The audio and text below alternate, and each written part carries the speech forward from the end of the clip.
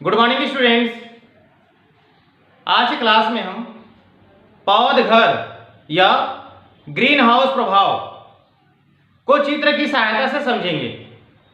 सबसे पहले हम इसके परिभाषा को जानते हैं। आप देख सकते हैं इसका परिभाषा लिखा हुआ है।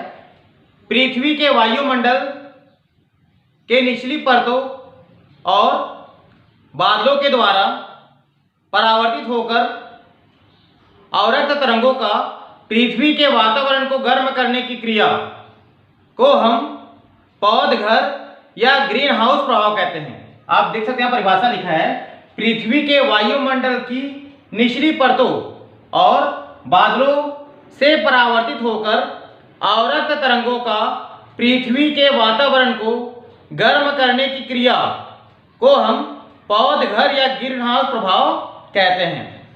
यह हम जानते हैं कि अवरक्त तरंगे जिस वस्तु पर पड़ती है उस वस्तु को गर्म कर देती है। अब आप यहां पर देख रहे हैं, यहां एक चित्र बना हुआ है। यह पृथ्वी है, पृथ्वी की सतह है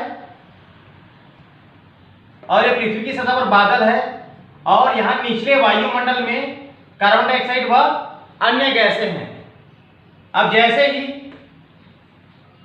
सूर्य से जो प्रकाश आएगा उस प्रकाश के साथ लघु तरंग दैर्ध्य का अवरक्त तरंगे ये जैसे ही पृथ्वी में उसके सतह पर पड़ेगा, यहां से लघु तरंग दैर्ध्य का अवरक्त तरंगे जैसे ही नीचे में आएगा और पृथ्वी की सतह पर पड़ेगा तो पृथ्वी के सतह और वहां स्थित वस्तुओं को गर्म कर देगा। जो अवरक्त तरंगे जो है ऊपर से जो नीचे आएगा वो पृथ्वी की सतह और वहां पर स्थित वस्तुओं को गर्म कर देगा। तो पृथ्वी की सतह और गर्म वस्तु दीर्घ तरंग दैर्ध्य का अवरक्त तरंगे, आप देख रहे हैं यहां पर दीर्घ तरंग दैर्ध्य का अवरक्त तरंगे इसको उत्सर्जित कर रहा है।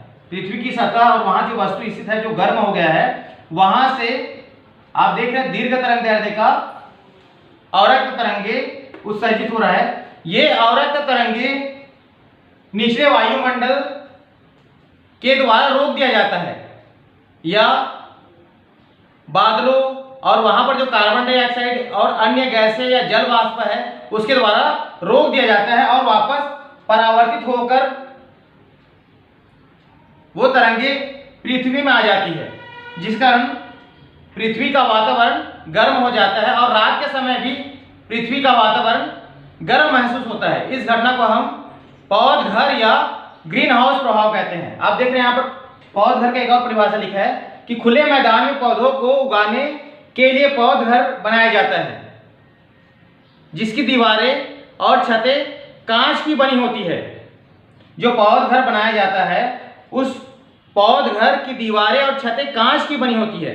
अब जैसे ही सूर्य से प्रकाश और लघु तरंग दैर्ध्य का अवरक्त तरंगे उस पौध घर के अंदर प्रवेश करता है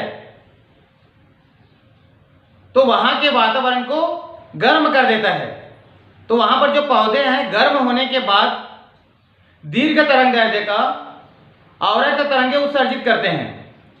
वो अवरक्त तरंगे दीवारों और छतों के द्वारा वापस परावर्तित होकर फिर नीचे आ जाता है, अर्थात पौध घर के अंदर वापस आ जाता है, जिसके कारण रात के समय भी पौध घर का वातावरण गर्म रहता है। इस प्रकार पौध घर और ग्रीन हाउस प्रभाव को हम आसानी से समझ सकते हैं। यह प्रश्न भी 3 नंबर के लिए बोर्ड एग्जाम में पूछा जाता है। आप इसे आसानी से चित्र की सहायता से समझा सकते हैं।